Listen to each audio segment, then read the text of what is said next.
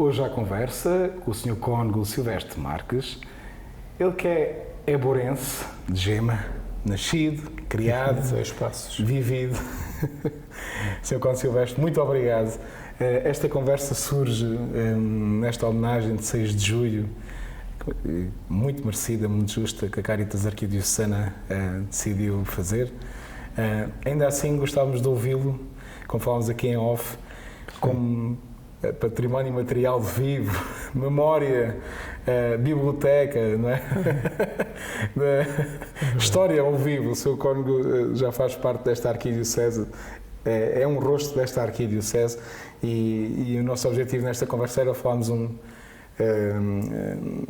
sobre um pouco a sua vida, desde o início da sua vocação até a todos os ministérios que desempenhou e continua ainda dentro das suas forças e da sua dedicação a desempenhar-se. O Sr. Cônego Silvestre António Ourives Marques nasceu a 15 de julho de 1946. Estamos agora no mês de julho a gravar, está quase nos 79 anos de idade. Exato. Natural de Évora, filho de Manuel Correia Marques e de Ricardina Maria Ourives Marques. Exato. E depois frequentou o seminário de Évora. Eborense de Gema. Como é que por as ruas desta cidade nasceu esta vocação ao sacerdócio? Olha, Pedro, de facto estamos aqui mesmo muito pertinho eu nasci no Hospital de Évora, mas fui criado e cresci exatamente aqui, na primeira fase da minha vida, até à minha adolescência, precisamente neste local, aqui a 2 passos, à casa dos meus pais. Esta casa, o Convento do Calvário, tinha nessa altura as irmãs adoradoras escravas da Eucaristia. A minha mãe vinha com alguma frequência, com a minha irmã mais velha, rezar, adorar aqui no Convento do Calvário.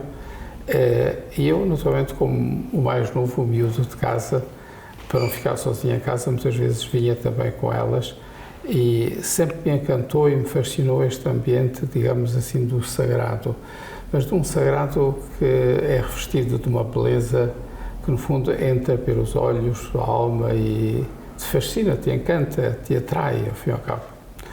E devo dizer que, de pequenino, as irmãs que têm sempre, naturalmente, este zelo apostólico e esta vontade de que as almas se unam a Deus e vivam a sua relação pessoal com Deus, também é uma ocasião para agradecer. Tantas delas já partiram, já não estão entre nós, eram pessoas maduras, muito mais velhas do que eu, mas tenho recordações maravilhosas desse período em que, ainda com os meus 5, 6 anos, vestia aquelas batininhas vermelhas dos meninos do coro. E depois, um bocadinho mais à frente, comecei a pegar no turíbulo e na naveta para ajudar.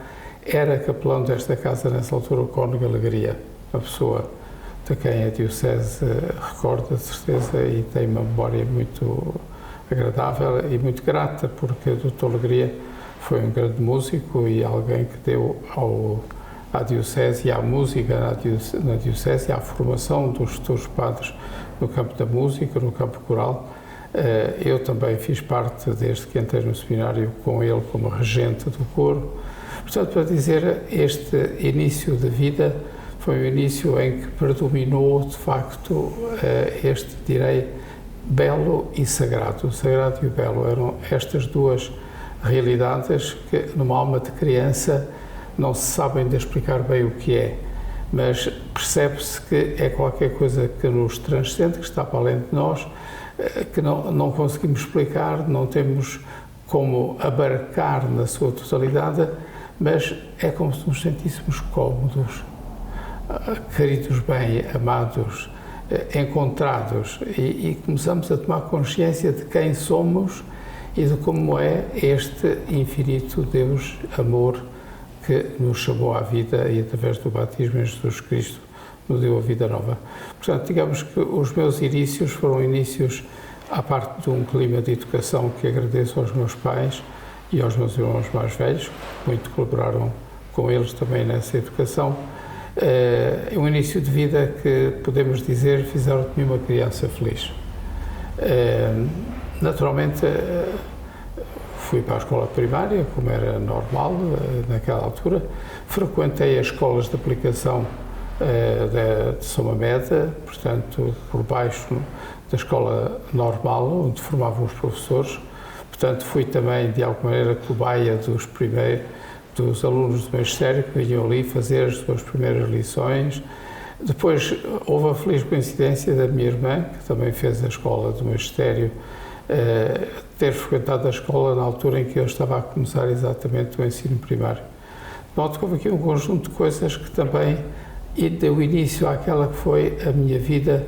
Não imaginava um dia o que é que seria a minha vida intelectual, académica, mas naquela altura, digamos que o ensino e a aprendizagem também me entusiasmavam e por isso, digamos, foi um tempo bonito. Noutros tempos nós íamos a pé de casa para a escola, está a ver, eu morava aqui, nesta zona do Calvário, e a escola era para lá do Jardim Indiana, ali naquele largo. Portanto, havia uma segurança, havia uma confiança, os pais ensinavam-nos a andar na rua e a conhecer os caminhos, e depois havia condições para as crianças com 7, 8 anos irem para a escola tranquilos e virem da escola para casa também da mesma maneira. Pronto, para dizer, o meu clima de vida no início foi um clima feliz, agradável. Era o último dos 5 filhos, naturalmente também desde sempre aprendi a ser responsável e a colaborar para que, digamos assim, a economia da casa e o governo, que a minha mãe era uma excelente governante, digamos assim, porque não sendo uma família pobre propriamente dita, tínhamos o suficiente para viver, mas éramos uma família modesta, não tínhamos riquezas nem outras coisas que nos permitissem viver à nossa vontade, como porventura entendêssemos. Portanto, sou grato a Deus por esse período. Estou grato a Deus também pela primeira formação catequística que tive a nível da paróquia. Eu normalmente ia à missa ao domingo pela mão, digamos assim, da minha irmã e sobretudo da minha irmã mais velha. O meu irmão, que era logo a seguir a mim também, naturalmente, tínhamos quase a mesma idade, 28 meses de diferença. Fizemos esta experiência juntos para dizer que, quando chegou a altura de ir para o liceu naquela altura, nem toda a gente ia para o liceu. Os meus pais fizeram, de facto, um grande esforço no sentido de chegaram a ter os 5 filhos ao mesmo tempo a estudar, que não é fácil para uma família, não é? Mas pronto, o meu pai tinha, de facto, esse grande sentido de responsabilidade de dar aos filhos um futuro, uma educação e de fazer a parte dele, contanto que todos nós fizéssemos a nossa, não é? De maneira que, digamos, crescemos neste ambiente e neste clima que era um bocadinho diferente daquilo que é o mundo de hoje, mas ao mesmo tempo num clima feliz, agradável, de bem-estar, de união. Tenho memórias belíssimas da minha família, como uma família unida, como uma família que nem todos viviam aqui na cidade, mas frequentávamos a casa uns dos outros. Era uma alegria para mim, por exemplo, onde vivia uma irmã da minha mãe, aqui no monte, nos arredores de Évora, ou irmãos do meu pai e tios meus que viviam aqui nas quintas à volta da cidade, entre Évora e a Graça do Livor. Portanto, uma vida também variada, não é? Volto a dizer, eu tenho hoje ainda memórias de gostos, de sabores, de sons, de coisas, de tempos de primavera, de verão, que acho que enriquecem a nossa vida e nos fazem saborear, apreciar e louvar a Deus por este universo criado, que é tão maravilhoso, do qual a gente precisa cuidar cada vez mais e melhor. Nesse percurso educativo, depois quase académico, surge a entrada para o seminário. Sim. Foi natural? Não foi logo, não foi tão natural e tão espontâneo quanto se poderia ter pensado. E a razão é simples. Eu, por acaso, no dia em que fiz a minha primeira confissão, com o grupinho de catequese com que nos preparávamos para a primeira comunhão, fomos ao seminário, porque naturalmente ali havia mais sacerdotes que ajudavam nas confissões, e lembro de ter entrado na capela da Senhora da Visitação, na capela do seminário, no resto de chão, e fiquei encantado diante daquela imagem de Nossa Senhora, pronto, não estava muito habituado, não ia assim, nem sozinho, naturalmente, a frequentar estes monumentos, estes ambientes, mas sei que ali houve qualquer coisa que se passou, não consigo explicar, mas é como se um primeiro momento em que Deus me diz precisas de saber qual é o teu caminho, um dia saberás qual é o teu caminho. Mais do que isto não sei dizer, só sei que de facto a primeira comunhão foi para mim muito importante e entretanto, se eu tivesse naquela altura imaginado que Deus me chamava ao seminário e tivesse dito em casa que ia para o seminário, não sei se seria facilmente compreendido, porque a tradição, e era já uma bênção poder fazê-lo, era acabar a escola primária e ir para o liceu. E bem dito, aquele que tinha capacidade e sobretudo disponibilidade, e os pais o podiam fazer, de nos colocar no liceu. Pronto, fui para o liceu, não se colocou a questão nessa altura de maneira absolutamente nenhuma. Entretanto, ao longo da minha estadia no liceu, nem tudo foram rosas, o início foi um bocadinho difícil de me adaptar, digamos, do ensino primário, que era muito concentrado apenas num professor, a uma forma de ensino já com vários professores e várias matérias. Portanto, o início foi assim um bocadinho a palpar o terreno. Mas, entretanto, depois mudei de ambiente, deixei de viver aqui perto do Calvário e fui para o bairro Novo, como era chamado naquela altura, a seguir ali onde é hoje o Hospital do Patrocínio, um bocadinho mais adiante, do lado direito, era a casa dos meus pais. E, portanto, e dali ia a pé também para o liceu e frequentei o liceu. Entretanto, frequentava a Igreja do Carmo, que nessa altura era a paróquia da Sé, e os bairros da cidade estavam todos eles inseridos na paróquia da Sé. E, curiosamente, já mais adiante, ali pelo meu quinto, sexto ano, a partir do quinto ano, frequentava o Monsenhor Vicente, a paróquia da Sé, no Cá, na Igreja do Carmo, onde havia alguns seminaristas que, entanto, tinham estudado no seminário de Évora e estavam estudados em casa do Padre Sousa. Não sei se tu ainda tens ideia do Padre Sousa. Não tenho. Talvez já não. E ele tinha uma irmã com quem vivia e tinham quartos que alugavam a estes estudantes, nomeadamente seminaristas. Portanto, também tive a oportunidade, nessa ocasião, de ter, de alguma maneira, convivido com pessoas já com alguma formação, com uma vida espiritual, já pessoas que também, tal como eu começava naquela altura, a frequentar inclusive a missa diária e a comunhão frequente. E, curiosamente, antes de dar este passo, tive aquela crise pela qual passam todos os adolescentes, naturalmente. Porque um dia interroguei-me e disse-me, espera aí, mas o que é que significa tudo isto que o padre diz na homilia? Eu tinha a sensação que era uma linguagem que passava aqui por cima. Porquê? Porque não era a minha linguagem ainda. Eu não tinha ainda capacidade de elaborar o pensamento e de perceber o que é que tudo aquilo queria dizer e o que é que me era pedido ao fim e ao cabo.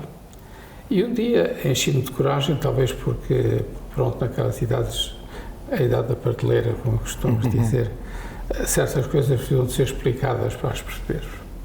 E um dia enchi-me de coragem e disse à minha mãe, mãe, eu acho que já não é preciso ir à missa pela mão da mãe, eu sei onde são as igrejas, posso ir por mim, posso escolher, posso ir. E a minha mãe, tranquila, serena, olhou para mim e disse, com certeza, é claro, não há dúvida absolutamente nenhuma, começas a ser mais crescido, tens que fazer tu também essas escolhas pessoais. Quer dizer, a minha intenção não era muito reta, devo dizer a verdade, porque era um bocadinho tentar perceber o que é que tudo isto queria dizer e, em certo sentido, fazer ali uma pausa numa realidade que, a dizer a verdade, não me dizia muito. Mesmo se, é muito curioso, passei este período e, todavia, já tinha outra consciência do que era, de facto, a relação com Deus, já sentia a necessidade do meu encontro pessoal com Ele e, portanto, eu não abandonei, apesar de ter abandonado a frequência dos sacramentos, a Eucaristia e a penitência, não abandonei a minha relação pessoal com Deus. Eu recordo muitas vezes à noite, antes de adormecer, não é que rezava 2 Pai Nosso ou 3 Ave Marias e me deitava. Não, tinha momentos em que precisava de falar, de me encontrar, de escutar, de ouvir, de prescrutar aquilo que Deus construía aqui dentro de mim, não é? E, portanto, ausente da Igreja em termos sacramental, mas presente a Deus na minha relação pessoal, que continuava a crescer. E é neste contexto que um dia, eu já estava no 6º ano, portanto, os últimos 2 anos do liceu para preparar a ida para a universidade, e o reitor daquela altura, que era uma pessoa muito competente, tinha decidido no 5º ano pôr numa turma chamada Turma A os melhores alunos e as melhores alunas, precisamente para que também houvesse entre eles uma competição sã e um certo despique, digamos assim, a ver naquela altura quem era o melhor. Era um bocadinho a educação daquele tempo. Basta dizer que o meu pai, se eu chegava à casa e trazia um exercício classificado com bom ou com ótimo mesmo, a primeira pergunta que me fazia era: então, e quantos mais é que houve na turma? Bastava que tivesse havido um outro, e meu pai dizia: bom, isso é igual aos outros, não serve de nada. Portanto, para dizer, o nível de exigência era este, quer dizer, se calhar era um bocadinho mais, mas pronto, para dizer, também tive a graça de me encontrar neste ambiente que, sem dúvida absolutamente nenhuma, facilitou o meu crescimento do ponto de vista intelectual e académico. E pronto, quer dizer, entretanto, havia no grupo, na turma, uma rapariga com quem eu tinha uma sã, como é que eu ia dizer, uma espécie de despique entre os dois, para ver quem é que tinha melhores notas, quem é que era mais apreciado pelos professores e por aí fora. Era uma menina toda muito bem posta, de família, não direi bem no sentido aqui que nos usamos no Alentejo. O pai dela era inspetor-geral de finanças, estava aqui colocado nessa altura, eram da zona da Beira, do Meio-Mão, e, portanto, começámos ao despique. E eu devo dizer que no início até não era próprio daquela idade dos adolescentes, não era sequer muito simpático nem agradável com ela. Mas, não sei qual a razão, a partir de uma certa altura encontrei-me, foi a primeira vez na vida que fiz poesia, a fazer poesias que depois mandava como papelinho para a Gabriela. Bom, desta relação, primeiro de despique, depois da simpatia, depois de algum romance, entre aspas, nasceu uma relação, estava longe de ser um namoro, porque naquelas idades, o que é que a gente sabe fazer nessa circunstância? Mas pronto, curiosamente, o que é que significava o nosso namoro? Porque o pai não podia sequer sonhar que ela, algum dia, naquela idade, tivesse um namorado, não é? Então, o que é que era o nosso namoro? Era ida do liceu até uma certa zona, não perto de casa, para não acontecer de darmos de caras com o pai ou com a mãe, e à tarde íamos à missa ao Carmo, às 6 da tarde, de maneira que víamos, conversávamos, e pronto, e de facto, éramos bons amigos. Penso que essa foi uma experiência sã de amizade, de começo, da descoberta da diferença, da alteridade, do respeito pelo outro, de respeitar o lugar do outro, o outro como ele é, e etc. Bom, neste contexto, foi uma experiência que eu hoje também agradeço a Deus. Estava longe de pensar que daí por um ano eu estaria a confrontar-me com a questão da vocação. Mas ao mesmo tempo era curioso que previamente à definição da vocação tenha havido a possibilidade de fazer esta experiência. E de onde é que resulta? Resulta deste facto, porque um dia estava de tal maneira, digamos assim, não era preocupado, era motivado por perceber-me o que é que tu queres de mim. E recordo que nessas tais minhas orações à noite mais prolongadas, eu disse ao Senhor: dá-me um sinal. E eu, se perceber claramente que tu me estás a dar um sinal, procurarei fazer aquilo que estiver ao meu alcance. E esqueci-me. No dia seguinte tinha uma prova de filosofia, deitei-me porque eu não estudava até tarde, não tive o hábito de me levantar cedo para estudar em vez da noite. E no dia seguinte fui à minha vida, fiz o que tinha a fazer, e devo dizer que durante algum tempo não me lembrei mais desta cena e deste diálogo com Deus. Até que surge e tal o desenvolvimento da minha relação com a Gabriela e esta amizade que se começa a desenvolver. Eu recordo-me que um dia parei e disse assim, curiosamente, olha, eu pedi a Deus que me desse um sinal. Certamente este é o sinal. Pertençam a tua, podias lá ser padre. Tu não tens cabedal para uma coisa dessas. E, portanto, digo assim, ok, tudo bem. Para dizer, assumi que Deus me estava a dar o sinal, que o sinal não era, digamos assim, uma vocação tão elevada que para mim tinha exatamente essa dimensão, mas que Deus me pedia fazer uma vida normal, constituir uma família, ir fazer o meu curso, tentar estudar o melhor possível e encarreirar, digamos assim, o meu futuro com alguma, digamos assim, profundidade e satisfação também e beleza, não é? Entretanto, no verão, entre o 6º e o 7º ano, eu participei com aqueles seminaristas numas férias missionárias. E devo dizer, foi a primeira vez que eu me confrontei com a questão dos pobres. Não imaginava que ia ser uma vocação que realizaria anos mais tarde na minha vida e na qual ocuparia 40 dos meus anos a trabalhar. Sei que aquilo me deixou muito incomodado, foi como se eu tivesse tomado consciência do mundo real e dos dramas, dos conflitos, digamos assim, da exploração dos mais pobres pelos mais ricos. E, portanto, aquilo como que desencantou dentro de mim um chamamento, uma realidade que era importante acontecer. Digamos que esta etapa mais ou menos termina aqui.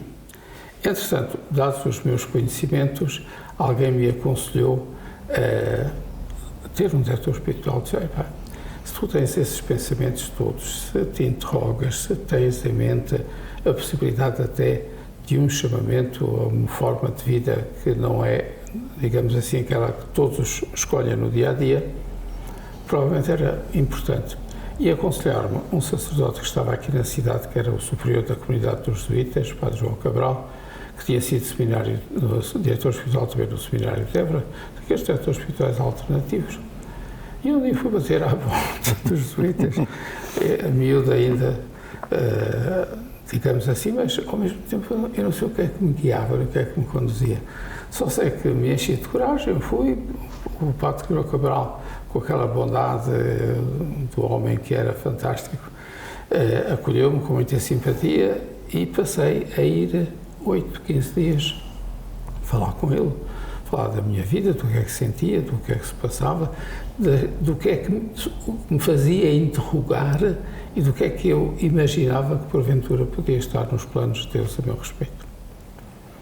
Foram talvez 6 ou 8 meses deste serviço, praticamente desde o início do ano letivo último do liceu, o 7º ano, até à Páscoa. Recordo-me que, pela altura das férias da Páscoa, o padre João Cabral muito realisticamente disse-me: olha, neste momento, se não vais para a universidade, ou melhor, se não vais para o seminário e vais para a universidade, eu não sei o que é que tu irás fazer. Porque naquela altura começava-se já um bocadinho a criar um ambiente difícil, estávamos no fim dos anos 60, dos anos 60 não, a meio dos anos 60, o tempo da Revolução, maio de 68, portanto, todos estes movimentos estavam como que em germe. E, portanto, sendo nós aqui um país à beira-mar plantado, não é que tínhamos uma grande influência desses movimentos culturais, mas havia qualquer coisa que aqui também nos inquietava e nos interrogava. E penso que a grande mudança se deu exatamente também no confronto com esta cultura, que eu ainda não tinha tomado consciência de como ela era e da realidade destas diferenças a nível social, a nível cultural, a nível inclusive religioso, não é? E o padre João Cabral disse: olha, eu penso que tu devias fazer o que estiver ao teu alcance para perguntar a quem te poderá aceitar ou receber numa estrutura de formação para o seminário. Portanto, o Dom da Vida, estávamos em 1966, o Dom da Vida tinha entrado na Diocese em janeiro, Ele disse, olha, vai ao passo, tal o Padre Barros, que é uma pessoa jovem, amiga do jovem, mais tarde conhecê-lo-ia nessa condição também, e fala com ele a ver se o senhor Bispo pode receber. Imagina o desplante de um pouco mais que adolescente com esta vontade para ir ao passo, falar com o senhor Bispo e dizer-lhe o que é que se passava na minha alma, o que é que o Padre João Cabral tinha aconselhado, e fiquei seduzido, de facto, com o Dom David. O Dom David era aquele franciscano bom, acolhedor, aquele pai que era e que foi para mim sempre a quem eu estimei e ele me estimou tanto. E, com a minha surpresa, disse-me, ok, então prepara a tua vida, eu vou falar com os superiores do seminário e se tudo estiver em conformidade, em outubro, tu, em vez de ir para Lisboa estudar, vais para o seminário. Digamos, até aqui, digamos, foi esta etapa do meu crescimento e desenvolvimento e depois, então sim, iniciará a etapa do seminário. Exatamente. Essa etapa do seminário culminará com a ordenação por Dom David de Sousa, a 27 de junho de 1971. Exato. Eu acabei por estar apenas 5 anos no seminário. Porquê? Porque, apesar do meu pai ter sempre sonhado que eu fosse médico, naquela altura, como sabes, os pais é que diziam que os filhos deviam ser. E, portanto, era o mais novo. Não sei onde é que o meu pai foi buscar isto. Talvez pelo facto de trabalhar com 2 médicos que eram aqui muito conhecidos na cidade, o Dr. Xavier e o Dr. Marçal. E, portanto, digamos que talvez por isso, quer dizer, eu sei, porque naquela altura a medicina era um curso muito prestigiado, nem era toda a gente que podia, nem como inteligência, nem como meios económicos para poder fazer um curso dessa natureza. Mas eu devo dizer que aquela ideia nunca me seduziu assim demasiado. E, entretanto, como foi uma fase em que na minha formação se desenvolveu a filosofia, portanto, eu no 6º e 7º ano que estava na linha D, que era para Direito e para Histórico-Filosóficas, eu tinha naturalmente estudado latim, grego, literatura e ao mesmo tempo também, sobretudo, a filosofia e a história, que eram as disciplinas nucleares daquela linha. E, portanto, digamos que quando cheguei ao seminário, efetivamente, o Dr. Madureira, que começava nesse ano a ser reitor do seminário, disse-me assim, temos que fazer aqui uma avaliação para ver tu o que é que sabes de latim e grego, a mesma coisa, são 2 disciplinas fundamentais, tu fizeste lá no liceu, mas isso realmente é uma coisa assim um bocadinho superficial. Pronto, acabei por ir ao quarto dele, a ser avaliado por ele e depois também por outro professor, sobre o que é que eu sabia de latim e de grego. E o Dr. Madureira, Manuel Madureira, o bispo, não o Manuel Maria, meu colega, acabou por dizer, não, sabes mais que aqui os do 6º ao 7º ano, portanto, vais para o 8º ano. E acabei por ir para o 8º ano, que era o 3º ano de Filosofia. O Dr. Joaquim Lavajo veio, nessa altura, de Roma, formado em Filosofia, foi meu professor. Encantámos muito um com o outro, no sentido também da minha pesquisa das questões. Lembro-me, nessa altura, fui o diretor da revista Alvoradas no seminário. Acabei de chegar ao seminário. E comecei a publicar eu tinha publicado os meus primeiros artigos na revista O Corvo, do Liceu, durante o 6º e 7º ano. E depois comecei a publicar também no Alvoradas, como para dizer, ali foi como que o germe de um desenvolvimento de vida intelectual, que eu sou agradecido ao seminário, e não há dúvida absolutamente nenhuma, que reconheço que era uma escola com grandes professores que tinham fama a nível do país e que nos formaram no pré-concílio e para o concílio com visão e, portanto, não apenas uma visão tradicionalista, mas numa visão que, de facto, foi aquela que depois o Vaticano II trouxe. Pronto, eu depois entrei na teologia e comecei a assistir a um fenómeno. Quando eu entrei no 8º ano, éramos 14 no total.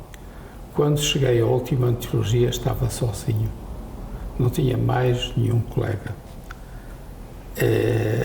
E nessa hora questionei-me como é que é ficar aluno sozinho ir às aulas ao quarto dos professores, porque não se justificava ter uma sala de aulas para um aluno.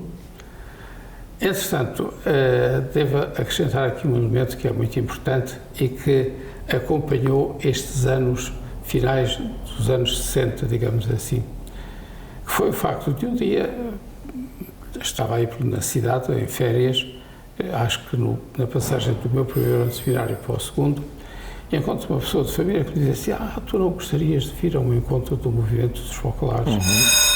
E eu, naquela altura, folclores não me dizia nada, mas pela palavra folclore, pensei que seria um encontro de música ou coisa do género. Quando entro na sala, era o salão paroquial da Paróquia da Sé, estava de facto um grupo muito bom de pessoas e duas senhoras, uma que tocava viola e outra que cantava com o grupo, e a certa altura fiquei com a sensação que me tinha enganado na porta, que não sabia a realidade que eu estava à espera. Fez-se silêncio e uma das senhoras tomou a palavra e começou a contar aquilo que ela chamava a história do ideal. E a história do ideal qual era? Era a história de Chiara e das primeiras folclorinas, que em 1943, mais de 20 anos antes do concílio, ou 20 anos antes do concílio, tinha sentido o chamamento de Deus e tinha, ela que não queria fundar coisa nenhuma, tinha naturalmente dado início a uma experiência.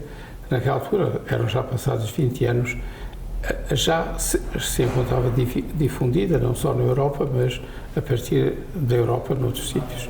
E, portanto, ouvi aquela história com um fascínio fantástico, que no fim, quando a reunião terminou, eu fui ter com uma das senhoras e disse: olha, quem são vocês? Para onde é que vão? Espera um bocadinho, vou fazer a minha mala e venho com vocês. Coisa de adolescente e de jovem ainda sem a cabeça no seu lugar. De facto, elas olharam-me assim com um olhar muito espantado e perguntaram: mas tu quem és? Eu, como não fosse nada de importância, disse: sou um seminarista. E ela disse: que belo, és um seminarista.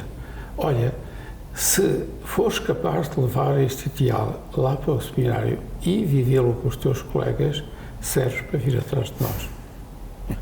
Quer dizer, elas devem ter ficado admiradas o que é que queria dizer aquela minha atitude, e eu também fiquei admirado com o que é que era necessário fazer para poder ir atrás delas.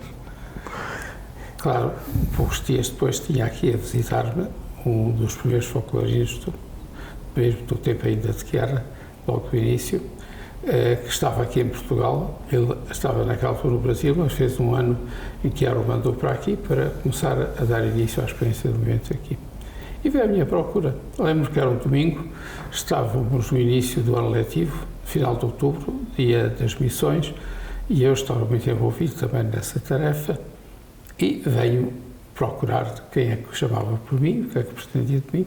Era então o Enzo Morandi, esse folclorino, que sabia, através das folclorinas que tinham estado em Évora, que eu tinha manifestado interesse, gostava de me conhecer e de me visitar, e que eu estava convidado, quando tivesse disponibilidade e possibilidade de fazer, ir a Lisboa, à sede recém-fundada do Movimento dos Folclores.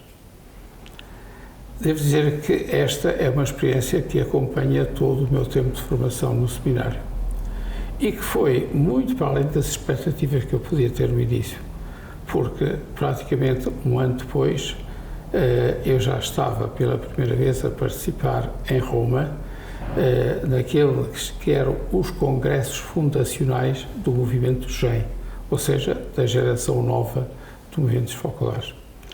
Naquela altura também, em vários pontos da Europa, tinham nascido seminaristas que tinham conhecido o movimento e que consideravam-os da mesma geração do GEM e da GEM, geração nova, e chamou a nossa geração nova sacerdotal. E, portanto, acabei por ir participar nesses congressos fundacionais e, ao mesmo tempo, para conhecer outros seminaristas de vários países da Europa que faziam no centro da obra, naquela altura, no verão de 68, ao fim e ao cabo, a sua primeira experiência também de uma espiritualidade nascida em pleno período conciliar e que, de alguma maneira, nos preparava para amanhã perceber e viver e estudar, porque foi assim isso que aconteceu, os documentos conciliares.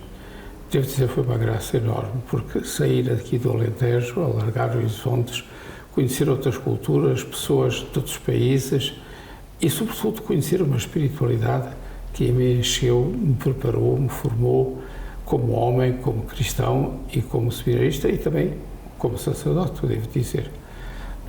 Posso dizer que a minha formação de seminário, para além da académica e espiritual, que agradeço e devo àqueles que foram os padres da Diocese que me prepararam e me formaram, eu tive também como que, não digo paralelo, porque não se tratava de duas coisas paralelas, havia uma integração de uma coisa com a outra e perfeitamente um respeito pela nossa característica de diocesanos.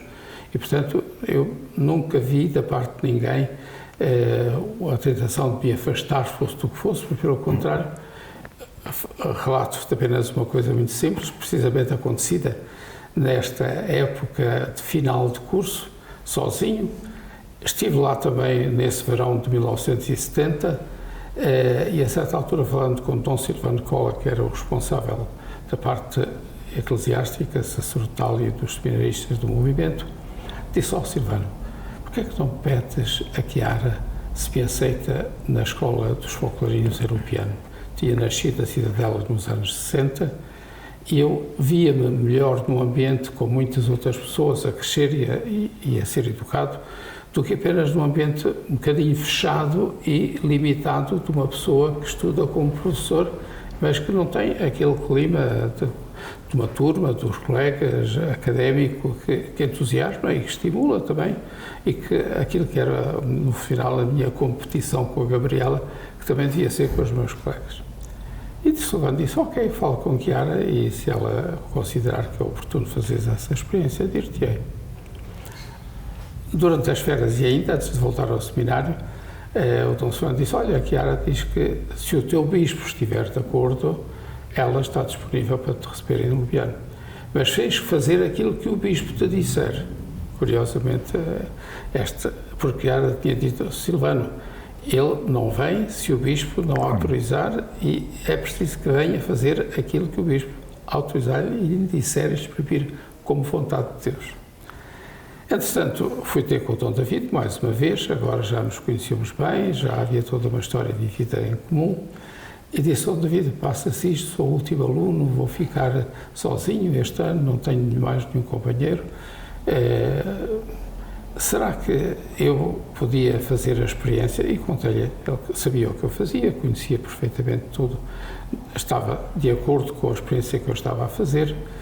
E lembro-me que, assim, com aquela cara bondosa que tinha o Dom David, sorriu para mim e disse: olha, não te preocupes, quando chegar à altura de mandar estudar a Roma, has de ir.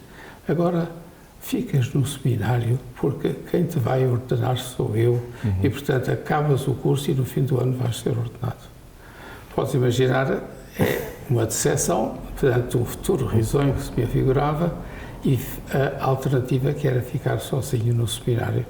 Mas pronto, como Chiara tinha posto como condição fazer aquilo que o bispo dissesse, nem tentei discutir o que quer que fosse. Disse: ok, Sr. Bispo, farei o que me diz, e assim foi o meu último ano. Cheguei ao fim do ano e ordenei-me em 27 de junho. Fiz, a semana passada, 54 anos de ministério. Então, graças a Deus, por esta vida que até aqui se pode dizer já longa, cheia de graças. Não viverei anos suficientes para agradecer a Deus aquilo que tem sido esta vida, aquilo que me concedeu e as oportunidades que deu também de viver o ministério ao serviço da Igreja e de perceber como só faz sentido quando o vivemos numa perspectiva de santidade e de serviço. E o Sr. Cônego começa logo a exercer esse sacerdócio, em 71 logo como Parque da Fajarda, e depois vai ficar por aí nesses anos até 74, 75, Parque de Biscainha 74, Parque da equipa da Zona Pastoral da Azervadinha, e não esquecendo o contexto também sociopolítico do país e nessa zona do país, em todo o país. Portanto, foi logo aí um mergulhar, não é? Como pastor junto do seu povo. Eu devo dizer que foi uma aventura e quase arrojada, Dom David veio do concílio muito entusiasmado. Curiosamente, quando chegou aqui à Diocese, em 66, praticamente no fim do concílio, ele sentia-se como que enviado por aquela Assembleia Magna e com o desejo de trazer a este povo alentejano bastante sofrido e com, digamos, um passado.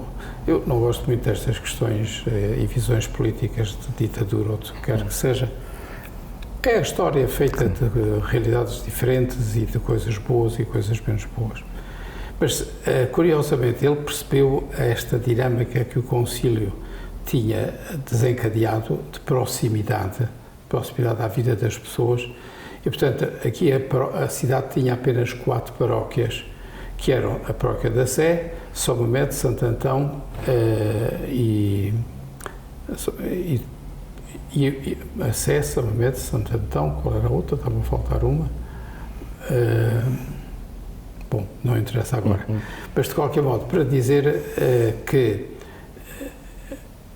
ele sentiu necessidade de dividir o território da paróquia da Sé, que era enorme, abarcava todos os bairros à volta da cidade, já toda a cidade extramuros, quando, afinal, há São Francisco e São Pedro. Eram 4 as paróquias da cidade. E o Dom David, de 4, fez 10 paróquias. Eu recordo-me esta expressão pitoresca que de vez em quando aparecia por aí. O Dom Divides, porque tinha tomado, digamos assim, a liberdade e o arrojo de multiplicar as paróquias, que foi uma bênção, devo dizer. E uma visão, hoje não são 10, e são uma visão menos, de futuro, mas muito à frente. Não há dúvida que foi uma proximidade às pessoas. Claro. E isto deu uma volta. Eu próprio senti isso. Estive, ainda durante o liceu, ligado aos movimentos dos jovens. Naquela altura, os mais, digamos assim, frequentados eram aqui, no nosso ambiente de pobreza também, era a Legião de Maria e os vicentinos. Portanto, eram já, em certo sentido, também naquela altura, movimentos de inserção. E, portanto, eu devo dizer que vivi esses tempos também de proximidade, de contacto com as pessoas e, mais uma vez, referindo aquilo que disse há pouco, esta sensibilidade para os mais pobres e para o anúncio da boa nova do Evangelho, nesse sentido. Portanto, digamos que hoje, olhando para trás, digo assim, mas eu ordenei-me ainda com 24 anos, Exatamente. Fiz 25 no mês seguinte à ordenação e, de repente, em outubro, encontro-me já, muito embora como coadjutor do Padre Zé Alves, o pároco a quem fui confiado naquela altura, em Cruz, era uma das paróquias mais apreciadas naquela altura, não só porque já era Ribatejo, uma zona mais desenvolvida, mais dinâmica, um bocadinho mais rica até do ponto de vista das condições de terras e de iniciativas agrícolas e tudo isso. Eram zonas onde se começavam a desenvolver também, digamos, outras áreas mais tecnológicas da agricultura, portanto, saía-se um bocadinho daquela visão tradicional dos montes e das searas que nós tínhamos e estávamos habituados aqui a estes campos alentejanos. Mas não há dúvida que ir para uma paróquia com a responsabilidade, com 25 anos de ser padre, era uma coisa que naquela altura não tinha noção da responsabilidade, portanto, aceitei aquilo e fiz aquilo como, quase diria, com um aventureirismo que só nessa condição é que se explica. Imagina, só para descrever, eu chego à Fajarda e a Fajarda, claro que era uma paróquia das tais muitas que o Dom David tinha criado na Diocese, mas capela não tinha. Aquilo eram uns foros, portanto eram terrenos que tinham sido divididos e entregues pequenas propriedades a pessoas que depois faziam searas e que, enfim, ganhavam a sua vida através desse trabalho, muitas vezes duro e pesado. Daí explicar-se que aquela zona de Cruz e do Coço tivesse sido uma zona fértil para o Partido Comunista, porque encontrou-se ali com populações que tinham sido, provavelmente também exploradas, mas, sobretudo, tinham, como aqui se dizia no Alentejo, tinham comido feijão bichado e toucinho rançoso. Portanto, nós temos a noção, a certeza de que os tempos não eram fáceis. Nem tudo era assim, havia coisas boas e havia gente muito boa que não tinha esta visão, mas havia outras pessoas que não estavam aqui, não viviam aqui, vinham aqui apenas administrar as suas propriedades, portanto não tinham esta sensibilidade para com a terra e para com as pessoas. Eu devo dizer que a minha família tem raízes também na ruralidade e, portanto, também conheci essas situações e, portanto, também me deixei sensibilizar. Quando o Padre Zé Alves levou à minha capela, não imaginas o que era a minha capela? A capela era um velho celeiro de arroz, de telha vã, com os bancos já mal jeitosos, com o altar assim montado em cima de um estrado muito alto, e a minha assembleia eram 8 velhotas e 6 crianças. E eu encontrei-me a ser pároco de 8 velhotas e 6 crianças, e depois a passar pelas ruas, que eram ruas que tinham que ser de carro, não dava para ir a pé, até porque eram de terra batida, daqueles foros, e cumprimentar as pessoas e dar-me a conhecer. E coisa curiosa, eu, enquanto estive no seminário, nunca vi com muito bons olhos os padres a construir igreja.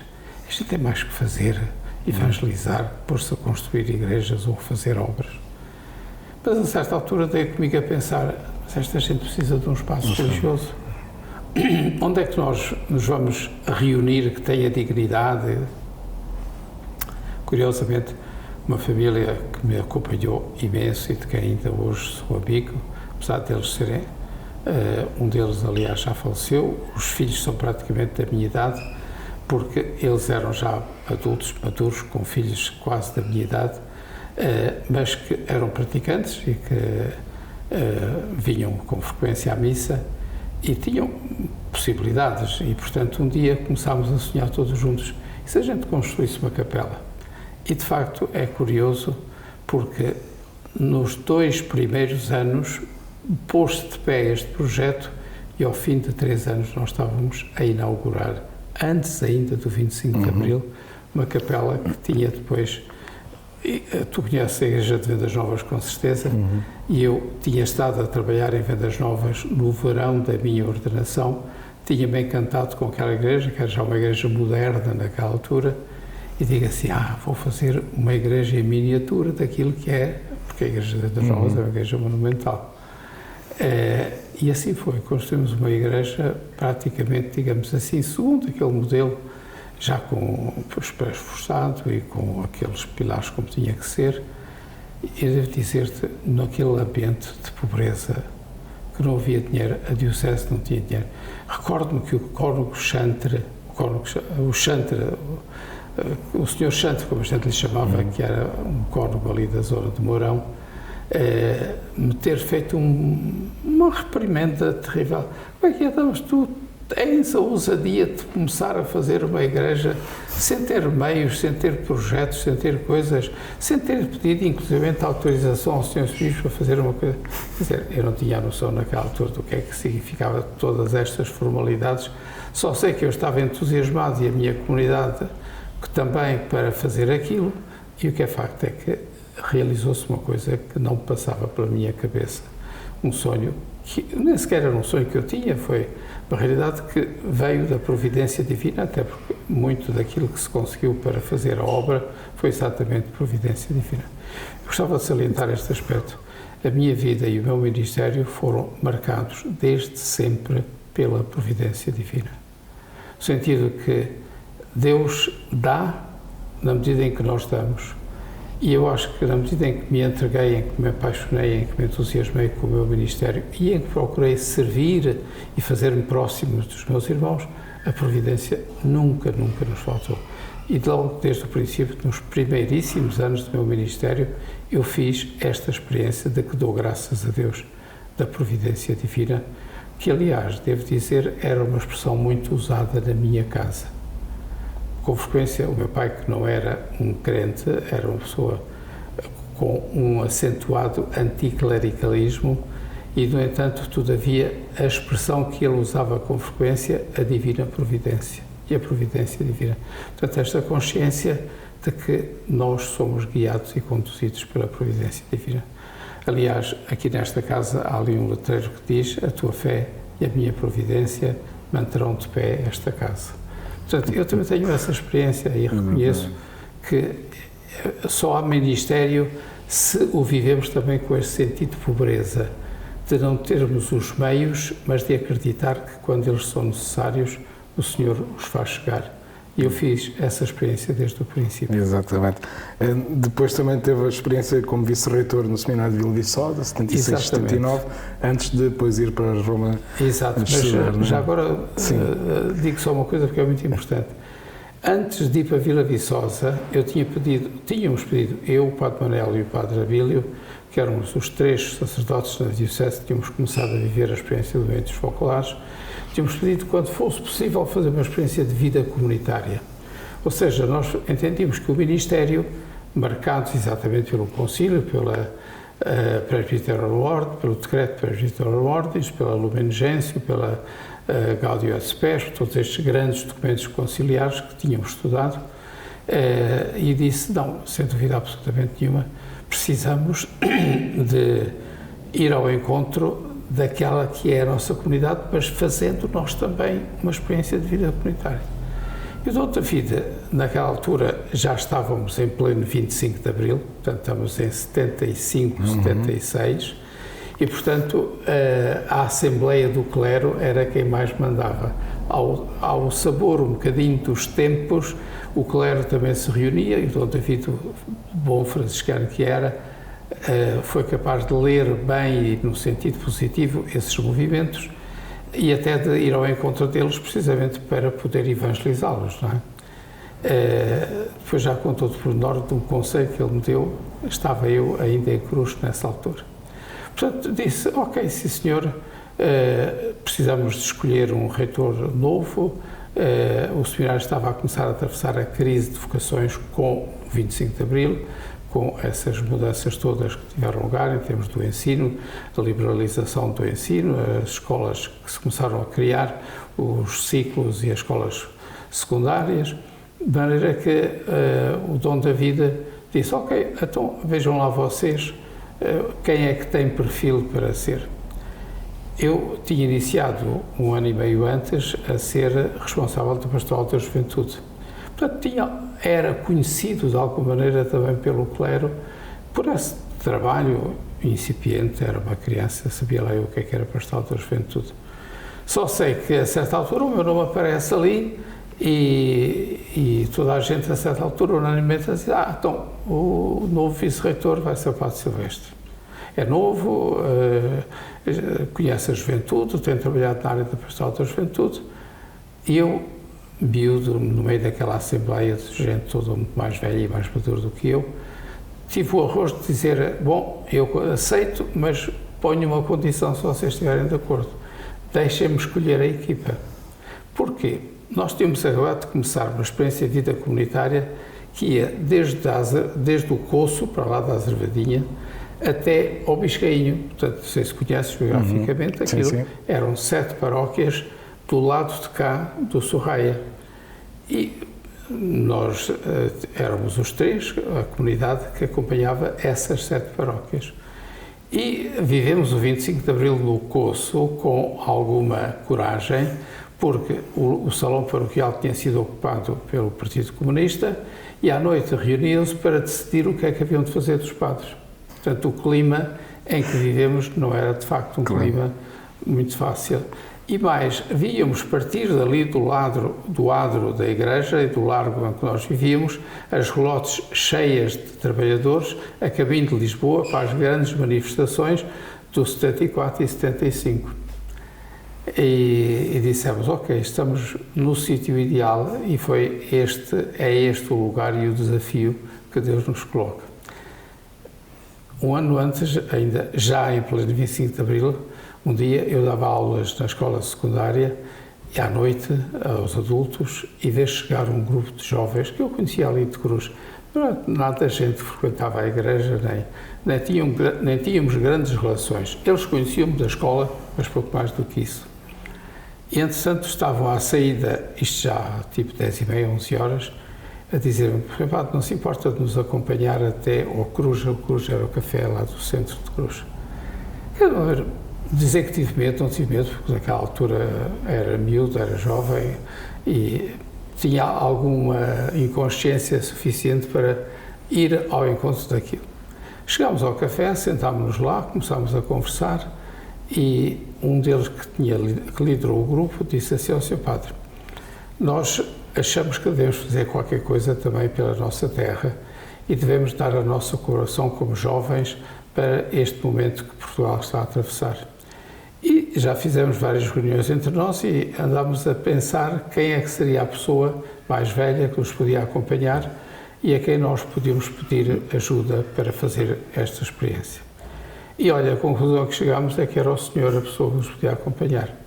Vocês está a ver, quer dizer, eu, no meio daquele clima de 25 de Abril, nem sei se alguns daqueles já estariam ligados à juventude comunista, muito provavelmente sim. No dia seguinte passava por acaso em Cruz o Dom da Vida e eu disse ao Dom da Vida: passou-se isto assim, o que é que eu faço? Padre Silvestre, aceite e vá trabalhar com os jovens, porque nós temos que estar presente lá onde a juventude hoje precisa de nós e mais do que tudo nestes momentos difíceis que atravessamos. Portanto, para dizer qual era a têmpera do Dom de Vida, qual era a confiança num rapazinho, que ao fim e ao cabo eu tinha 26, 27 anos, eu fui reitor do seminário com 29 anos, portanto não há dúvida absolutamente nenhuma que era preciso coragem para confiar num padre acabadito de ordenar e ainda sem experiência, não é? Mas pronto, foi uma experiência muito interessante e devo só concluir esta parte, que num dia as pessoas estavam um bocado decepcionadas com tudo o que estava a acontecer em 75. E reuniu-nos e o grupo dissemos entre nós: não nos compreenderam, não aceitaram a nossa boa vontade, não era isto que nós queríamos, mas não vão levar a melhor, nós havemos de conseguir fazer aquilo que verdadeiramente era o nosso sonho. De maneira que é curioso, porque criaram-se laços. Há pessoas desse tempo com quem ainda hoje me relaciono e mantenho relações de amizade, porque foram pessoas, minhas coetâneas, na altura da minha idade, que me acompanharam, que estiveram comigo, que acreditaram no meu ideal. E aqui agora posso dizer mesmo no meu ideal, porque depois, o que é que esteve por trás deste trabalho todo que eu fiz com estes jovens? No fundo, o ideal do movimento, o carisma de Chiara. Portanto, esta segunda geração de que eu me sentia parte e este meu desejo de proximidade com as comunidades, com as pessoas, com as famílias, com as crianças, com os jovens. Portanto, devo dizer que o meu início de vida no Ministério foi verdadeiramente feliz. Um bocadinho arrojado, porque naquela altura não temos maturidade, não temos a experiência adequada para enfrentar certas coisas, mas temos o entusiasmo e temos a coragem de ir ao encontro dos desafios que Deus coloca na nossa vida. E eu sinto que esse período foi muito marcado, por um lado, com o Ministério, com a comunhão com os meus colegas no presbitério e, por outro lado, a minha proximidade, e aqui devo dizer, mais uma vez, aos pobres. Recordo que o meu campo de trabalho em Cruxe e depois também na Fajarda foi com a Conferência de São Vicente de Paulo. Portanto, para dizer assim, porque nós demos-nos conta com o 25 de Abril de muitas coisas que precisavam de resposta e ao encontro do qual a Igreja deveria ir, naturalmente. Pronto, e entretanto depois acontece aquilo que estava nos planos de Deus e que eu não imaginava. Um dia Dom David se chama ao passo e diz: olha, Padre Silvestre, terminas as tuas atividades agora no verão e, entretanto, os professores do Instituto, comigo, pensámos que era preciso começar a formar pessoas e pensamos mandar-te para Roma para começar os estudos. E então queria dizer-te, como sabes, estamos muito necessitados de alguém que estude Direito, por causa do Tribunal e por causa também das aulas no Instituto, de maneira que pensamos que tu deves estudar Direito Canónico.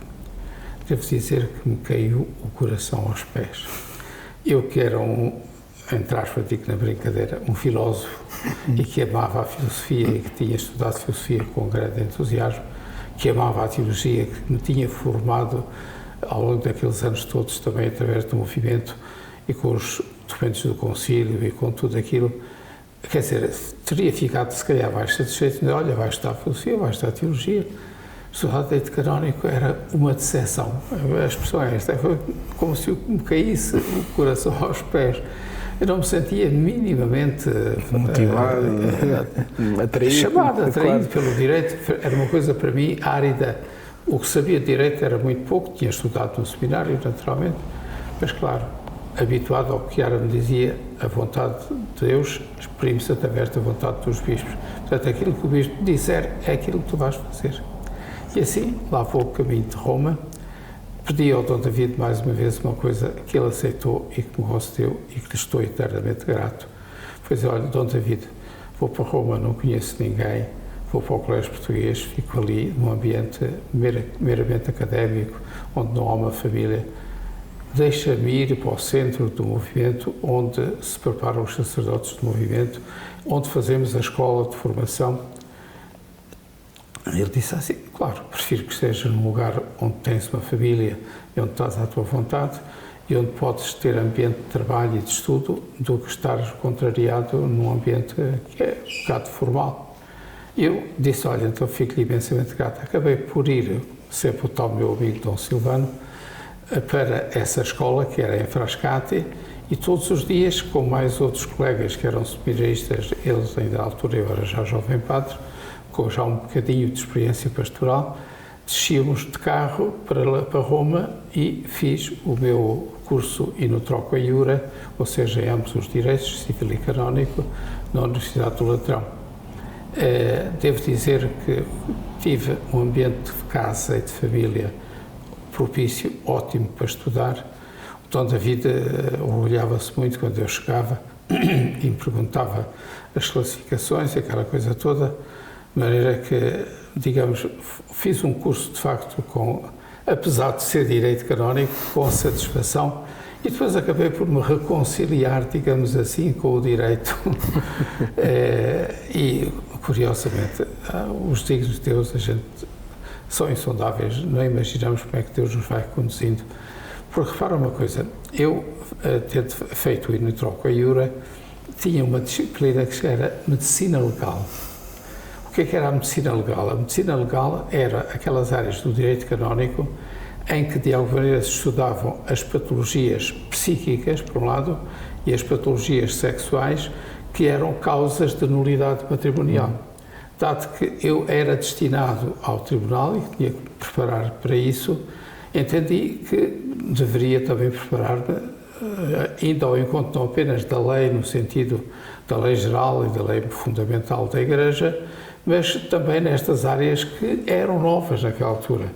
Não é que a maior parte das universidades tinham este tipo de estudos já mais específicos, em que se encontravam diversas disciplinas, neste caso o direito, a psicologia, até a psiquiatria e a saúde, não é? E depois, imagina, acabo por ir fazer como tese de mestrado, primeiro de licenciatura, mas depois aprofundei no mestrado, um trabalho clínico-jurisprudencial. O que é que isto quer dizer?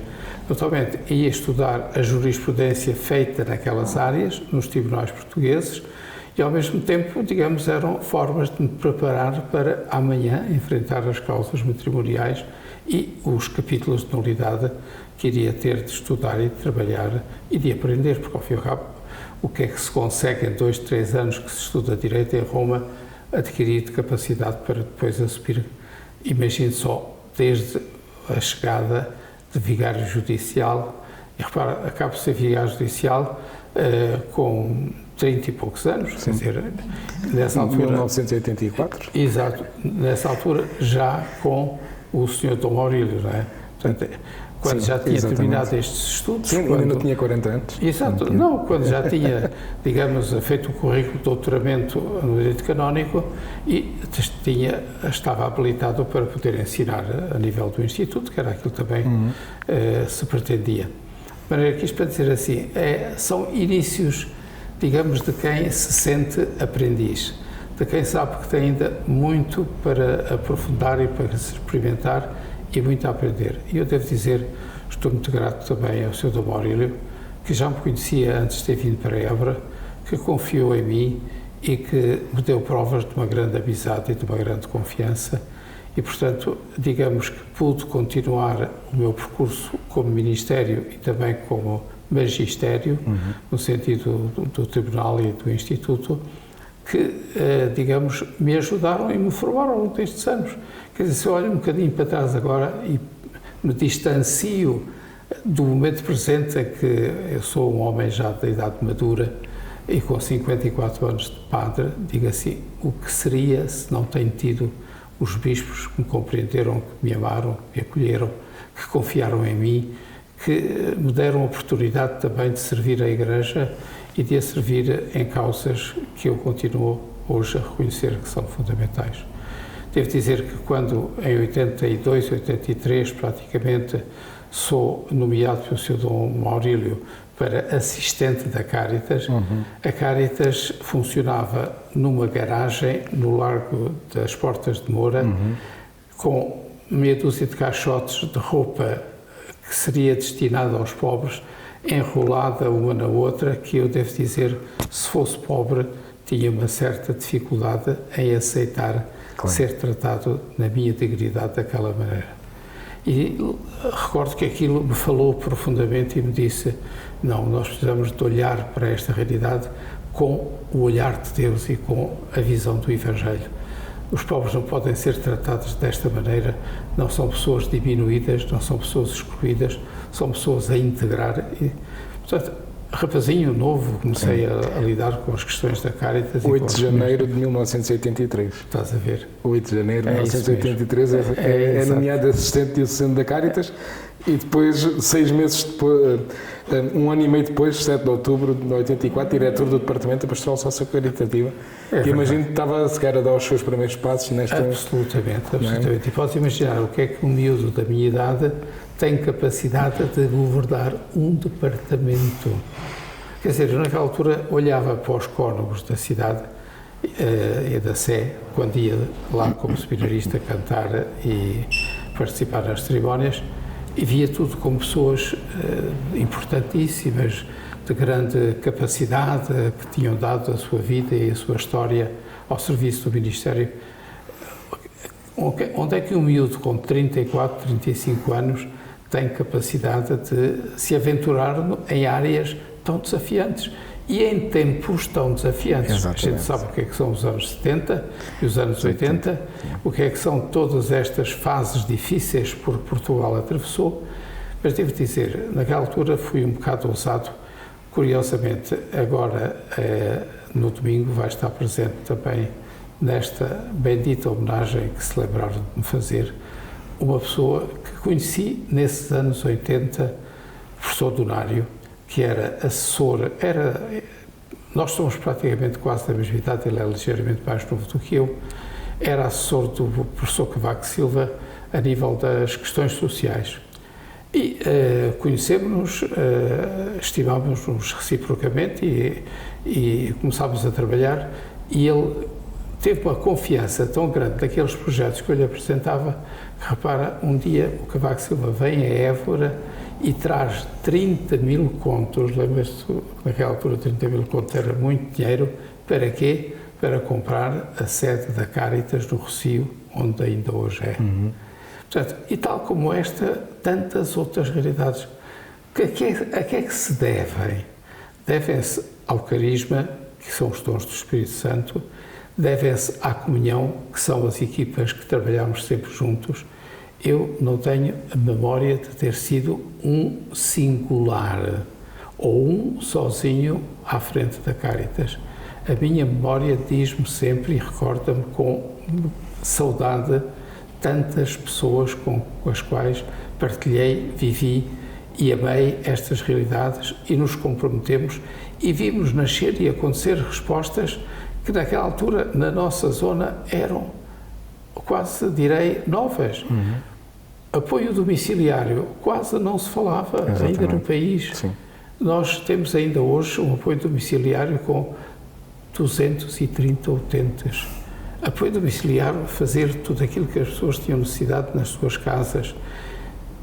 Os campos de jovens, como se chama no outro lado, aqui não nos chamamos assim, mas os ATLs e os espaços na Rua dos Mercadores, onde podíamos acolher os jovens que naquela altura vinham das aldeias aqui à volta e depois ficavam aí na cidade, ó Deus dará, sem ter acompanhamento de professores para estudarem, chegavam a casa, tendo saído de manhã às 8, às vezes às 7 da manhã, chegavam a casa às 8 da noite cheios de fome e de frio no inverno e de calor no verão e sem muitas condições, às vezes, nas suas próprias casas e famílias. Portanto, as realidades de que era necessário tratar e dar resposta eram muitas. E devo dizer que a Cáritas nunca se negou. E volto aqui a repetir, a experiência da providência sempre nos acompanhou. Nós não pensámos nunca que dinheiro é que temos, o que é que podemos fazer, o que é necessário fazer, Deus fará chegar na altura própria a sua providência. São imensas as memórias gratas, as relações, as amizades, as coisas que construímos, estas equipas de pessoas que se amaram umas às outras, que viveram a aventura do que significa a presença de Deus no meio delas e de se deixarem guiar pela ação e pelo Espírito Santo e dizer que nunca nos faltou. Depois vem a experiência que tu também conheces, da toxicodependência. Exatamente. Aquele encontro famoso, mais por ele do que por mim, do António López Aragón, que um dia chega a Portugal fugido da Espanha por causa das questões da droga, tinha uma tia religiosa em Estremoz e vem acolher-se ali porque era perseguido pela polícia e tinha feito das boas, como se pode imaginar, e que aos 23 anos, quando o conheci, tinha 12 anos de drogas, já algumas delas pesadas. Portanto, era um mundo que eu desconhecia completamente. E recordo que a religiosa que ele acompanhava, que se vinha conversar habitualmente comigo, me disse: Pá Silvestre, vim com o António, o sobrinho da irmã Maravilhas, que está aqui, fugido de Espanha. Depois, durante o caminho, perguntou o que é que eu vinha fazer. E eu disse: olha, vamos conversar. Silêncio, não disse mais nada. A certa altura perguntou: então, e esse padre não podia confessar a mim também? Eu fiquei muito admirado como é que o rapaz que vem desta experiência me pede para se confessar. Eu disse: ok, olha, eu não sei o que é que lhe hei de dizer, nem como é que hei de enfrentar a situação dele, que desconheço e que me sinto que não estou preparado, mas se ele se quer confessar, manda ouvir. E, portanto, o António subiu. Não me tinha dado tempo sequer de dizer quem era, de lhe perguntar quem ele era, e começa a confessar-se. E devo dizer que muita gente que se confessava habitualmente não tinha a capacidade de se confessar tão bem como aquele jovem com 23 anos se confessa. Eu fiquei-lhe grato pela lição que me deu e pela coragem que teve de acreditar no amor de Deus e de esperar que algo de novo podia acontecer na vida dele. E foi muito interessante, porque eu estava muitíssimo emocionado interiormente diante daquela alma, diante da beleza, da graça que estava a acontecer ali com aquela alma. E disse-lhe com muita sinceridade: olha, António, eu não sei como é que se sai da tua situação. Não estudei, não conheço, mas há uma coisa que eu posso dizer-te, e para essa não é preciso estudar, é preciso viver. Se tu quiseres, eu estou pronto a dar a vida por ti. E esta expressão, se tu quiseres, eu estou pronto a dar a vida por ti, eu sabia o que é que isto queria dizer. E recordava, não como uma realidade estranha, mas como uma realidade da minha vida pessoal, que me disse tantas vezes: dá a tua vida, entrega a tua vida. E recordava as palavras de Jesus: ninguém tem maior amor do que aquele que dá a vida pelos seus amigos. Portanto, era uma ocasião que Deus me proporcionava. Eu não era ninguém, eu não sabia, eu não tinha capacidades, não tinha competências para enfrentar uma situação daquelas. Mas era alguém que vivia uma situação de pobreza, de exclusão, de perseguição, naquele caso até concreto. Claro, a Cáritas acabava por ser sempre o lugar onde todos batiam a porta aberta, e onde todos encontravam a resposta. Exatamente. E eu, de certeza, batendo à porta dos meus amigos, da direção, encontraria, se calhar, uma resposta. Não tinham passado 2 ou 3 semanas e o António estava a bater-me à porta outra vez, disponível para trabalhar e dizer: não vou voltar para a Espanha.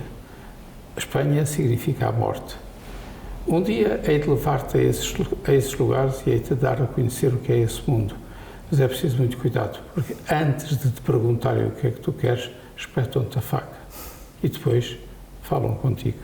Portanto, estás a ver o mundo em que eu me encontrei, digamos, com formação académica em algumas áreas, com um bichinho cá por dentro a roer relativamente a essas questões, digamos assim, da tal medicina legal que tinha estudado, dos tais desafios das perturbações da natureza psíquica, e as drogas andam por aí também. Claro.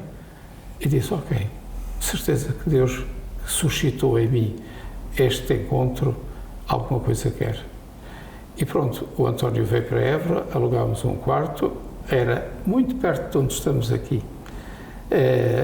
Eu, naturalmente, ia ter com ele todos os dias para garantir e para apoiar. Podes imaginar o que é fazer uma ressaca a seco. O homem chega aqui e a seco faz uma ressaca e tenta reabilitar-se. Foram 11, 12 meses fora de série.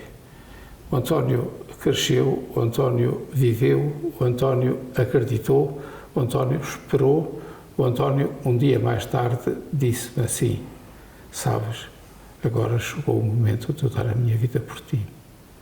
Nós precisamos de dar a nossa experiência a muitos outros. Precisamos de ir ao encontro. Eu estive nos melhores centros de Espanha, nunca consegui resultados. Mas a vida que vivemos na Cáritas, o terem-me integrado numa família, disse-me e dá-me neste momento esperança para viver e para acreditar que eu ainda posso ter uma vida diferente. Era o verão do ano seguinte. Nós tínhamos conhecido no final do verão do ano de 1989, exato, 89, e isto passava-se em 1990.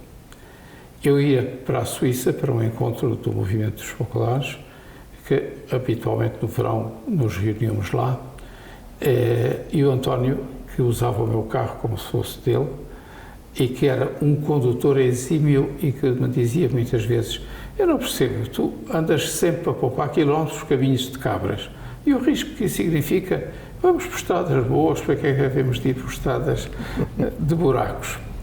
E eu ria-me porque ele era de uma educação, de uma sensatez fantástica. E lá me foi levar a Lisboa, tinha uma condução primorosa, era uma pessoa do respeito, de uma dignidade, tinha recuperado a sua dignidade, devo dizer. Estava integrado na Cáritas como da sua família, vivia, digamos assim, por se sentir amado, acolhido, respeitado, e criou tantos amigos naquela altura em que a Cáritas era verdadeiramente uma família de pessoas quase todas contemporâneas umas às outras, doadas, entregues, voluntárias, a dar o melhor de si mesmo e a viver uma causa que nos entusiasmava profundamente. O António leva-me a Lisboa, deixa-me no aeroporto, volta para Évora, como de vez em quando tinha bocadinhos livres, a Cáritas permitia que ele fosse ver a tia, descansava um bocadinho, passava um serão ou uma tarde com a tia, e naquele dia aproveitou a viagem de regresso de Lisboa e foi diretamente a Estremoz ver a tia. Saiu ao fim da tarde para regressar a Évora, porque dia seguinte tinha que trabalhar, tinha começado um namoro engraçado e havia nele como que a esperança de um dia poder ter uma família. E no regresso de Estremoz para Évora, provavelmente no Porto Sol encadeado, terá levado o carro à berma, deve ser um bocado assustado por aquilo que estava a acontecer. Isto foi visto e presenciado por um camionista que viu o acidente. Entretanto, o carro capotou e no capotar do carro faz a fratura da cervical e morre instantaneamente. Pode imaginar o que é na Suíça receber uma notícia a dizer do desfecho deste acontecimento. Mas aí veio ao de cima a frase dele: chegou a altura de dar a minha vida por ti. O que é que isto significava? Significava que Deus tinha certamente um desejo e um desígnio para salvar muita gente. E hoje podemos dizê-lo com satisfação. São muitos, muitos homens e mulheres que passaram pelas nossas comunidades em Pompelo, na Quinta de Santa Maria, pelos programas terapêuticos comunitário, reinserção, que ao longo de quase 30 anos refizeram a sua vida, reacreditaram, esperaram e mudaram completamente o seu comportamento. Também hoje, penso por mais anos que viva, nunca agradecerei a Deus as pessoas que passaram pela minha vida. Certamente eu também passei pela vida deles, indiscutivelmente. Claro. Construímos juntos uma realidade, mas foram pessoas que passaram pela minha vida e que eu devo dizer com simplicidade, construíram a minha vida, construíram o meu ministério, construíram realidades que nós hoje podemos dizer é a Igreja a acontecer, é a Igreja assistida pelos carismas e a levar por diante movimentos de regeneração da condição humana. Portanto, devo dizer, muitas saudades do tempo das comunidades terapêuticas. Depois a minha vida sofreu algumas alterações, nada na nossa vida é sempre só rosas. Claro. E a vida traz as suas provações, e eu também tive as minhas, e algumas delas duras, porque só faz bem quando a gente passa por essas situações. E depois acabo por ir completar o segundo doutoramento. Tinha sido o próprio Dom Maurílio a entusiasmar-me a fazê-lo, quando a Católica, nessa altura, eu era professor aqui no Instituto e era diretor até do Instituto, e a Católica abriu um mestrado em Teologia e Ética da Saúde. E o Dom Maurílio disse, você trabalha nesta área com toxicodependência, porque é que não vai fazer este mestrado? E acolhi a proposta dele e fui fazer o mestrado em Teologia e Ética da Saúde. Devo dizer que foi das coisas que mais me abriu os horizontes, que mais me deu uma visão holística da saúde, que ainda hoje eu vivo dela e que construí exatamente também através desse aprofundamento académico. O Dr. Sampaio, psiquiatra, que foi meu professor de psicoterapias, no final do mestrado disse, olha, eu quero que você vá fazer o doutoramento em psicologia e eu estou disponível para orientar a sua tese de doutoramento. Eu devo dizer que fiquei espantado com aquele convite, conhecia muito bem e simpatizava, era amigo do Dr. Sampaio, do professor Sampaio, mas não sei porque parecia-me que não era aquela a estrada. Também tinha aprofundado muitas coisas, tinha feito psicoterapias e com ele exatamente tinha feito cursos específicos de psicoterapia também. E com ele fiz uma tese de mestrado em psicoterapia familiar breve, mas não era a minha praia, digamos assim, a psicologia. Por outro lado, a Católica também se entusiasmou e disse, porque é que tu não fazes um doutoramento em filosofia, mas na área da saúde? E acabei por escolher como dissertação exatamente digamos assim, este estudo de campo, portanto, um estudo científico. Lembro que o médico que me orientou na tese de doutoramento, tinha um médico e um filósofo, que de facto me orientaram magnificamente e me ajudaram a acreditar naquilo que eu pensava que não seria capaz de fazer. Mas o que é facto é que acabei por estudar clinicamente as questões éticas que resultam da toxicodependência e, por sua vez, mais uma vez, ainda na linha da continuação da tese de doutoramento do direito canónico, as implicações também na área da nulidade matrimonial. Portanto, esta foi, digamos assim, uma tese de filosofia a sério.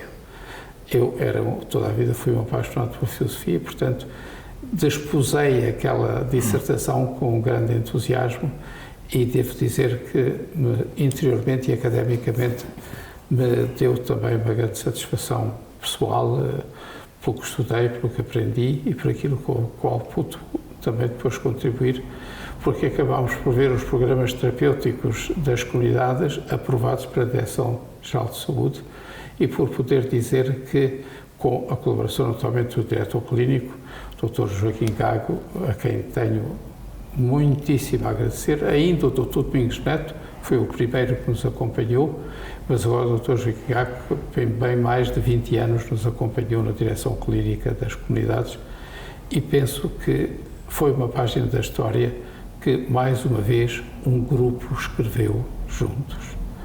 Devo dizer que se não têm sido as equipas, e precisaria de fazer tantos nomes, mas não faço nenhum para não deixar nenhum esquecido. porque estou grato que o meu Ministério tivesse sido enriquecido pelo valor da vida laical de todos estes meus amigos e irmãos com os quais construímos estas realidades e com os quais continuaram a florescer, digamos assim, os nossos investimentos em termos de Cáritas. Devo dizer, por outro lado, que, sem dúvida, os tempos não evoluíram da melhor maneira politicamente, nem sequer no âmbito da resposta às necessidades das pessoas. Consigo ser suficientemente crítico, no melhor sentido do termo, para dizer que os grandes temas da saúde pública, os grandes temas da ação social, os grandes temas do investimento nos pobres, a partir de uma certa altura, quando seria, se calhar, mais que para esperar que assim acontecesse, não foi assim que aconteceu. Tive muitos diálogos com políticos de todas as áreas, com pessoas, algumas que apostaram também na minha fantasia, se calhar na minha incapacidade, talvez por ser o grande sonhador, mas devo dizer que em muitas situações tive respostas. Depois devo salientar aqui uma coisa que eu acho que é muito importante também. Eu passei por, e estou grato a isso, ao Sr. Dom Maurílio também, pela Fundação Enxame de Almeida durante 10 anos. Exatamente. Em nome dele e por escolha pessoal dele, eu fui Presidente do Conselho de Administração. Desde 1993. Exatamente. E devo dizer que só terminou esse trabalho quando, depois da morte da minha mãe, eu fui acabar o doutoramento, o tal de que estávamos a falar, e disse, não posso acabá-lo aqui em Portugal. Se estiver aqui com tudo aquilo que eu fazia naquela altura, nunca vou ser capaz de... E pedi ao Sr. Dom Maurílio, na altura já não tinha a obrigação de cuidar da minha mãe, porque o senhor já a tinha chamado a si, e portanto disse-lhe se ele estava disponível para me deixar um tempo para ir fazer aquilo que era escrever a dissertação. E o Dom Maurílio foi simpaticíssimo e, mais uma vez, confiou, apesar de muitas vezes lhe terem zumbido aos ouvidos coisas que nem sequer eram verdadeiras, mas são as tais provas porque a gente passa, todos, e que só servem para nos amadurecer e para nos consolidar no caminho da santidade e da correspondência aos desígnios de Deus. E, portanto, disse, olha, então, dou-lhe 1 ano e meio, o resto é ano letivo, que era o ano 2000, e depois, no próximo ano, está perfeitamente à vontade para continuar todo o ano letivo e acabar. Devo dizer que a coisa prolongou-se um bocadinho mais, porque a tese, afinal, teve quase 500 páginas e foi longo o seu desenrolar e o seu realizar em concreto. Vinha a Portugal com periodicidade também para discutir com os meus orientadores, quer o médico, quer o filósofo, Michel Renaud, que era e é ainda hoje uma grande figura, e a esposa, que é aqui Débora, concretamente, de maneira que acabei por defender a tese em julho de 2003. Foi uma experiência muito bonita. Eu, entretanto tinha sido convidado para ser professor de Teologia do Direito e Filosofia do Direito no novo Instituto Diocesano da Católica, que foi criado em 2006 e que ainda hoje existe. Eu fui professor dos primeiros licenciados desse curso de Direito Canónico. Estou grato também à Católica e a quem confiou em mim e reconheceu capacidade para poder investir na formação. Eu tinha uma teoria de que, como o direito não era fácil de ser amado, a minha experiência dizia-me claramente e, portanto, disse, não, aos padres, a gente, desculpe a expressão, temos que fazer a cabeça com um direito com eclesiologia e um direito com filosofia, que no fundo era a antropologia, não é? Portanto, ou há bases de eclesiologia e de antropologia que fundamentam o direito, então o direito liberta, edifica, constrói a comunidade, ou o direito é uma prisão e um sacrifício e uma jaula onde ninguém consegue viver. E graças a Deus que dispusei esta tese e a vivi toda a vida, considero que o direito é um serviço à comunidade, considero que o direito canónico hoje é um grande dom no seio da Igreja Católica e a prova está aí, também naquilo que o novo Código e todos os aprofundamentos que se têm feito depois do Concílio. Felizmente tive a graça de poder fazer muitos deles e de ser aluno na altura em Roma daqueles que foram os grandes peritos da revisão do Código de Direito Canónico. Portanto, posso dizer hoje que estou perfeitamente reconciliado com o direito. Vivi as minhas missões como professor e como juiz com satisfação e com o desejo de ir ao encontro da vida das pessoas. Quantas vezes, de escrever as sentenças que tinha que publicar, me tomava consciência e me dizia: a vida destas pessoas depende de ti, depende da tua lucidez, da tua capacidade, do teu estudo, da tua compreensão dos desígnios de Deus por trás da vida destas pessoas. E não há dúvida que o direito só pode ser vivido e visto nesta perspectiva, porque fora disso acaba por ser uma realidade meramente humana e que não dá Deus, nem abre horizontes de Deus às pessoas que muitas vezes vivem situações tão dramáticas.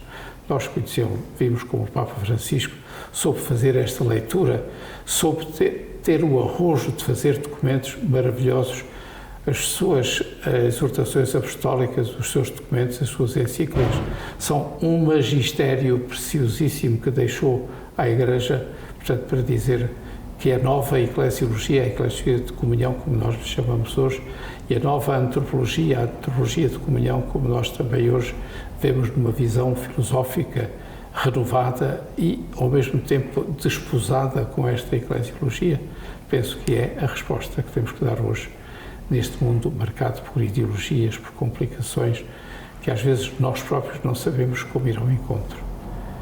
No fim da vida, tenho ainda o desejo de poder continuar fiel àquele que foi sempre claro para mim, o ministério como serviço, como entrega, como doação.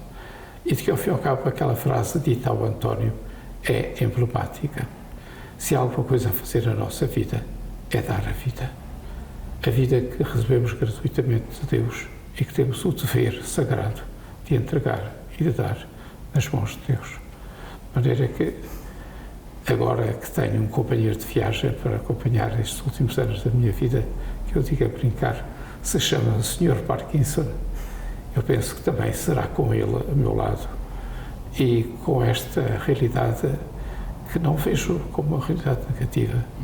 Vejo também como um dom de Deus, porque sabemos de tê-lo os bens, os dons, porque nós sabemos de receber também dele o convite para participar e, diretamente ou indiretamente, através dos dons do Espírito Santo e do amor de Deus, poder chegar lá onde ele hoje continua a gritar: Deus meu, porque me abandonaste. Portanto, olha, dizer que se chega aos quase 79 anos de idade feliz. Agora, em Roma, houve uma reunião que eu estava inscrito para participar e acabei por não ir porque achei que era demasiado para as minhas condições de saúde, mas tinha como título Padres Felizes. E eu, se tivesse podido dizer uma palavra, te-la-ia dito, e a palavra é esta: sou um padre feliz. Ao fim de 54 anos de ministério, penso que sou o homem mais feliz do mundo. Dou graças a Deus por isso. Sr. Cônego, muito obrigado pelo seu testemunho, pela sua vida e por ainda continuar a dá-la para todos nós, porque como este testemunho fica registado, está a dá-lo e continua a dá-lo por todos nós. Muito obrigado. É como eu dizia no início, é um encanto, é uma memória viva, é a história viva da nossa arquidiocese, de um sacerdote, como diz, feliz e que entrega a sua vida nas mãos de Deus, tal como Nosso Senhor ele foram os seus desígnios. Exatamente. Sr. Cônego, muito obrigado. Muito obrigado a ti. Obrigado, Sr. Cônego. Obrigado. E também por este privilégio de ser só aqui um interlocutor para partilhar o seu testemunho. Desculpa lá que às vezes a idade já nos trai um bocadinho e emociona-nos. É bom sinal. Acho que é uma coisa boa. É muito bom.